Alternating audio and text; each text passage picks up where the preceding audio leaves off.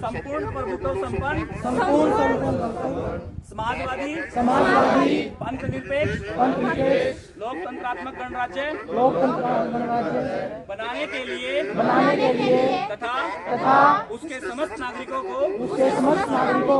सामाजिक आर्थिक और राजनीतिक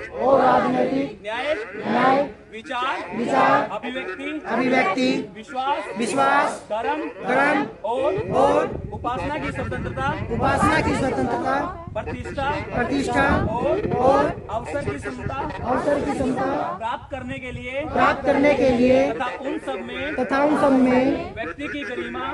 गरिमा और राष्ट्र की एकता और अखंडता सुनिश्चित करने वाली बंधुता बढ़ाने के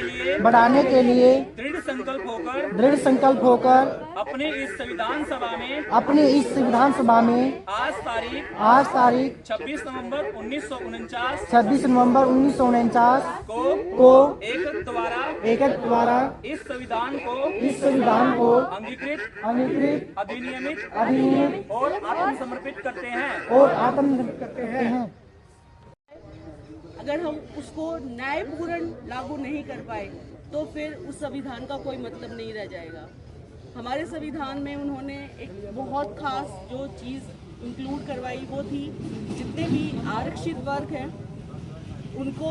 समान या उनका जो आरक्षण है उनको आरक्षण मिले और वो समान तरीके से सबके साथ कंधे से कंधा मिलाकर अपने हर कार्य में क्या कर सके, हिस्सा ले सके। क्योंकि कई जगह उस टाइम पे क्या था, छुआछूत का प्रचलन था। लोग जो निची जाति बोलते हैं अनुसूचित जाति को मंदिरों में प्रवेश भी नहीं करने देते थे, तो इसके खिलाफ उन्होंने बहुत आवाज़ उठाई थी। सभी को शिक्षा में सभी समान तरीके से शिक्षा का अधिकार सभी को मिल सके, सभी महिलाओं को